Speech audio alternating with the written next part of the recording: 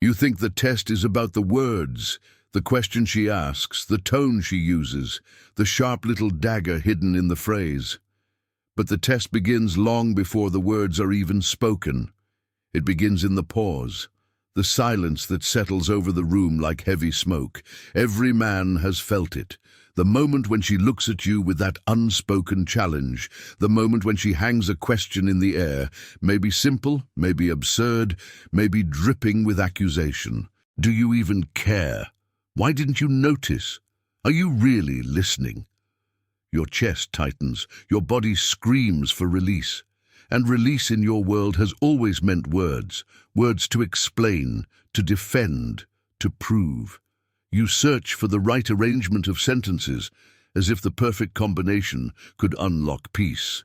But here lies the forbidden truth. The more you speak, the less power you have. Because words are not weapons in these tests.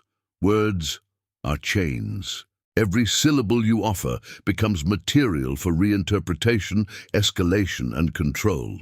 You think you're buying your freedom with explanations, but you're really paying with submission, and submission, once given, can never be reclaimed. Silence, on the other hand, terrifies. It is the one thing she cannot twist, the one presence that cannot be bent into new meanings. Silence is not emptiness, it is pressure. It is the void that forces her to confront her own tactics without a shield of your responses to absorb them. It is the mirror that reflects her maneuver back at her, raw and unfiltered. Men are conditioned from birth to fear silence. From classrooms to boardrooms, you're told to speak up, to justify, to defend, to prove. Society whispers, a real man explains himself. A strong man always has an answer. But history tells a darker story. Kings did not argue with peasants.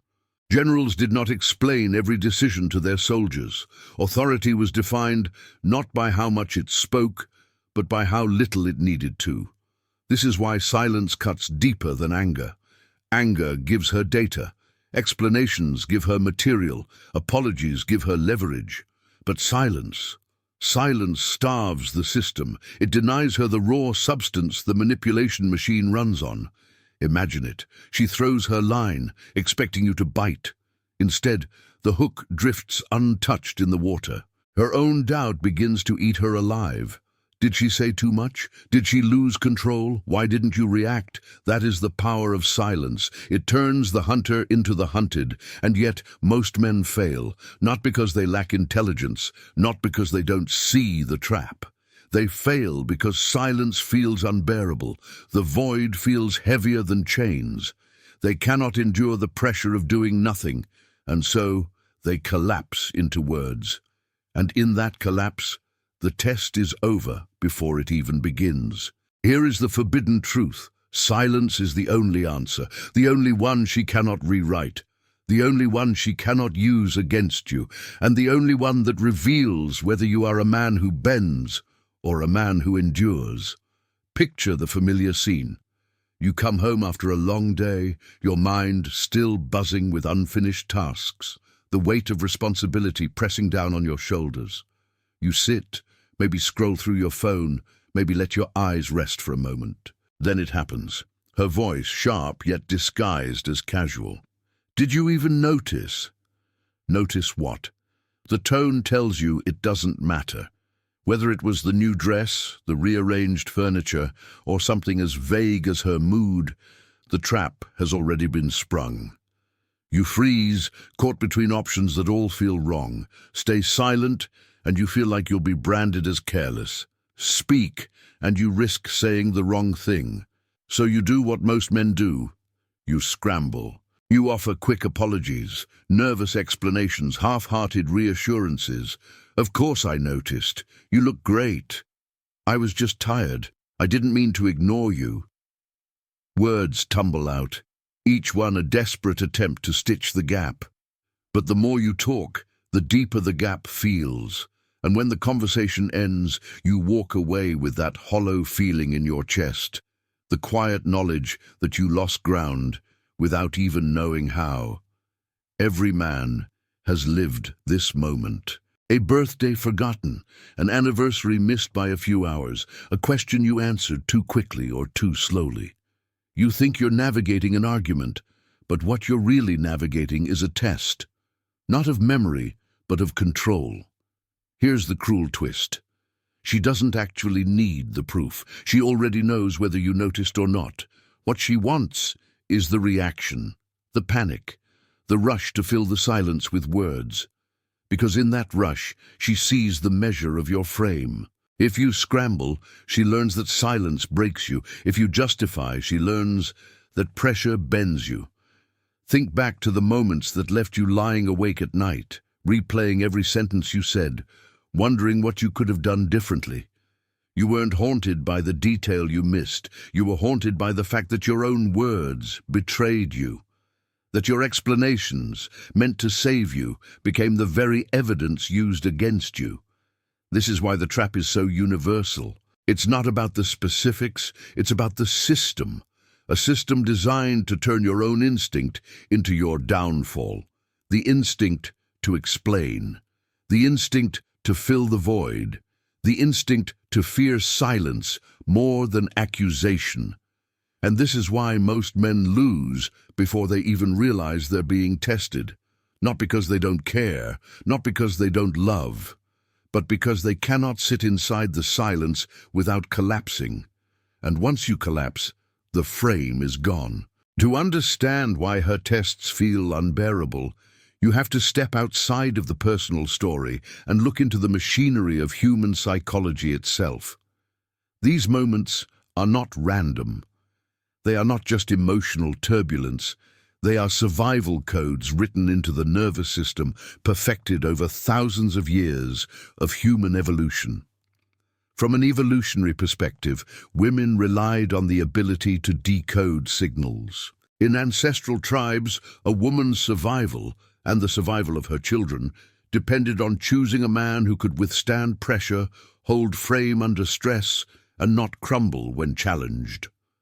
Weak men risked not only themselves, but the entire family unit. Tests, then, were never about words. They were about calibration, silent calibration. Could this man endure, or would he collapse at the first hint of pressure? Modern neuroscience gives us even more clarity. The human brain is addicted to feedback loops. Every question, every accusation, every moment of tension sends a shock into the amygdala, the part of the brain that processes threat and fear. Men experience this as a rising panic, a desperate need to restore equilibrium, and the fastest tool they reach for is words, words to patch the wound, words to explain away the discomfort. But here is the forbidden truth. The words don't soothe her, they expose you.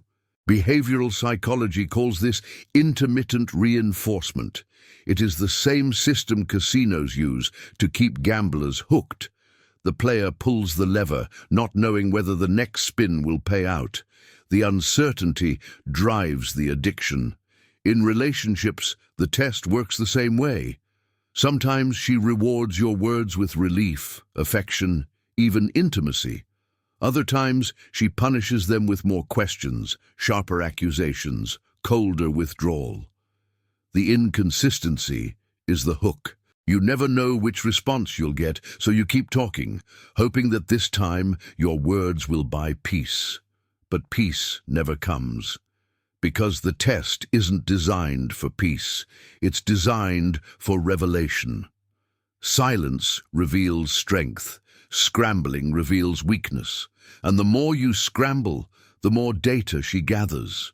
Not consciously, not as a calculated plan, but as a deep-seated instinct to measure who you really are when the pressure rises. Social conditioning makes this even worse. From the time boys are young, they are taught to seek validation through performance, score high, get praise, obey rules, earn approval. That conditioning does not vanish in adulthood, it simply migrates. Now, instead of teachers or parents, it is partners who become the source of validation. And when a test comes, men fall into the same loop, perform, explain, justify, hope for approval.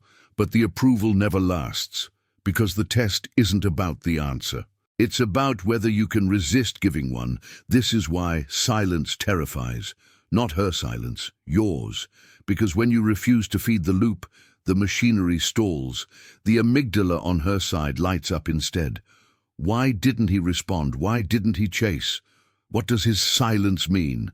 The uncertainty flips, the pressure reverses, and in that reversal your strength is revealed. Here is the forbidden mechanism exposed. The test is not about content, it is about control. And control is never taken in words.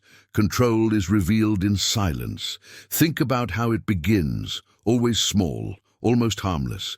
She asks why you didn't text back quickly. You rush to explain, "I was busy, my phone was charging." She nods, but the seed has been planted. A few days later she presses again, "You didn't notice what I was wearing last night." Once more you scramble, "I was distracted, but you looked amazing." At first, you convince yourself these are ordinary interactions, just minor misunderstandings. But in reality, each one is a calibration, a small experiment testing whether your frame bends under pressure. The first proof is light, the second cuts deeper, and soon the spiral begins. Next, she doesn't just question you, she challenges your loyalty. Do you even care about this relationship? Now your explanations grow desperate. You list sacrifices you've made, time you've given, things you've done to prove your devotion. But the more you list, the more invisible you feel. Because the words do not anchor you, they expose how quickly you abandon silence when pressed. The spiral intensifies. She pushes in public, making a sharp comment at dinner with friends. You laugh nervously, offer a soft excuse, trying to keep the peace. But peace doesn't come. The air thickens with doubt, and later she reminds you of your failure to stand strong. You leave feeling hollow, ashamed, yet unable to understand why every attempt to fix things only makes them worse. The truth is this: every explanation is oxygen for the fire. What begins as a spark becomes a blaze because you feed it with words. The spiral is not about one argument. It is about a pattern where your voice becomes proof of your weakness, and her silence, or her sharp questions, become the measure of your collapse. Picture the escalation at its peak. She accuses you of not loving her enough. Instead of meeting the accusation with calm silence, you pour out everything. "I do love you. I've done this. I've sacrificed that. I've given everything." Your words pile up like bricks, but instead of building a fortress, they build a prison. And she walks away, leaving you locked inside the echo of your own justifications. The spiral of proof always ends the same way: exhaustion. Not hers, yours. You drain yourself in the effort to prove what cannot be proven with words. And she learns, again and again, that your silence is fragile, that pressure breaks you, that all she has to do is test, and you will explain yourself into oblivion. And here's the darkest part. The spiral doesn't only cost you the moment, it rewires her respect. Every collapse erodes the foundation of attraction, because deep down she does not crave the man who explains. She craves the man who endures, the man who can sit inside the storm of accusation and remain unshaken, the man who understands that silence is not avoidance, but dominance. This is why so many men lose, not in one dramatic event, but in a slow erosion of frame.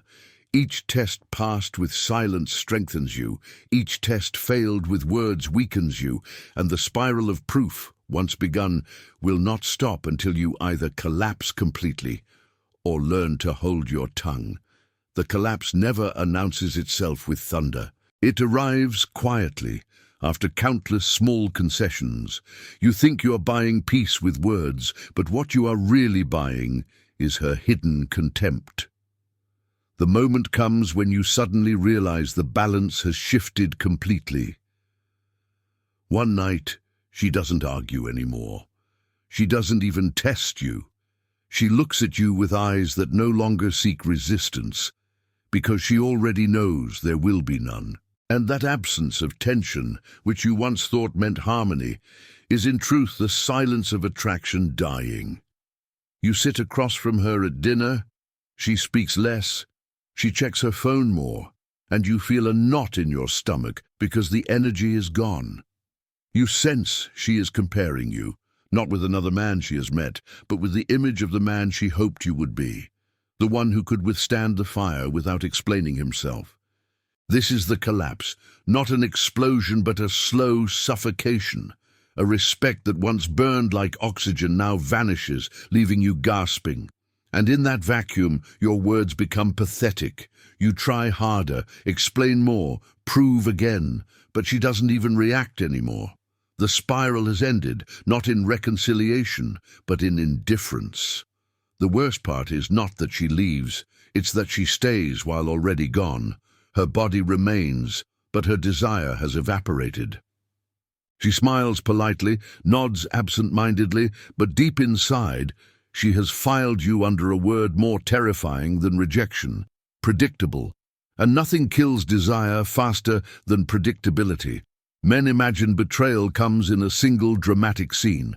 A suitcase packed, a slammed door, another man waiting in the car, but more often it comes like erosion, one grain at a time until the rock of your presence has turned to dust. And when you finally look back, you realize she stopped needing to test you long ago because you failed the final test, the ability to remain unshaken in silence. This is the price of collapse, the slow death of attraction. Not a battle lost in one day, but a kingdom surrendered in fragments. By the time you see it, the walls are gone, the gates are open, and your throne is empty. Every collapse begins with the absence of rules. Silence only works when it is chosen, directed, and reinforced with strategy. Without a manual, silence becomes cowardice.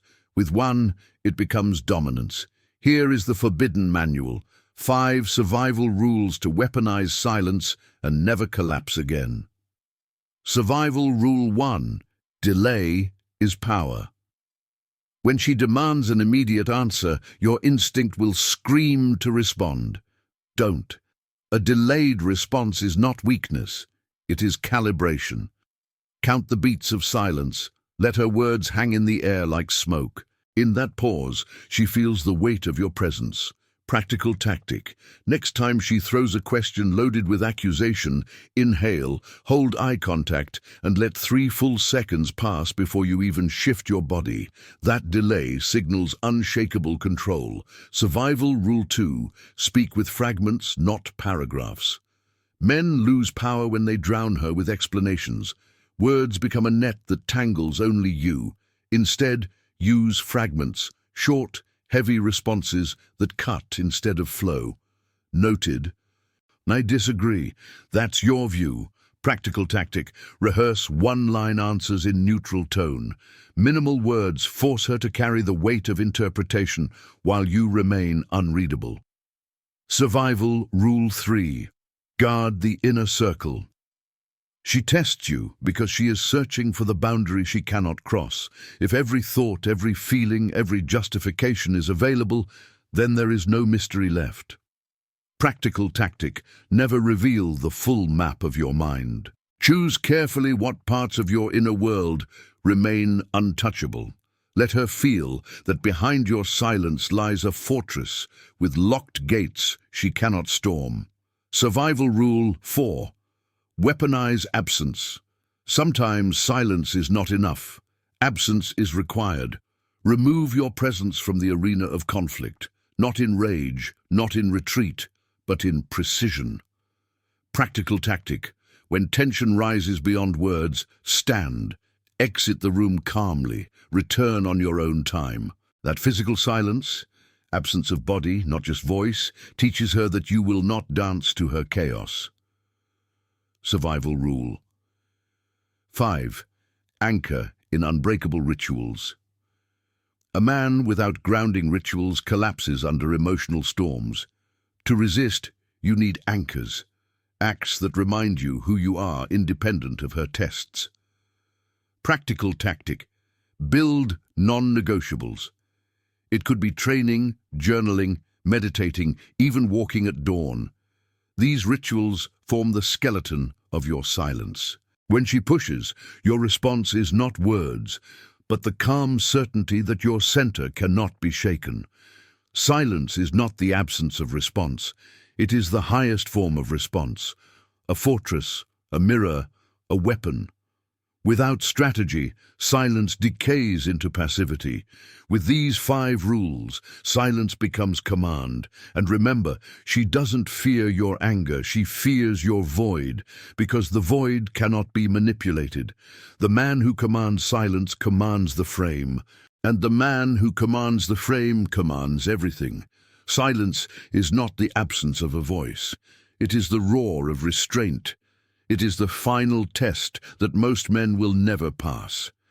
Every collapse you've seen, every desperate argument, every endless defense, every late-night explanation that only dug the grave deeper was born from the same error, believing that words can fix what silence alone commands.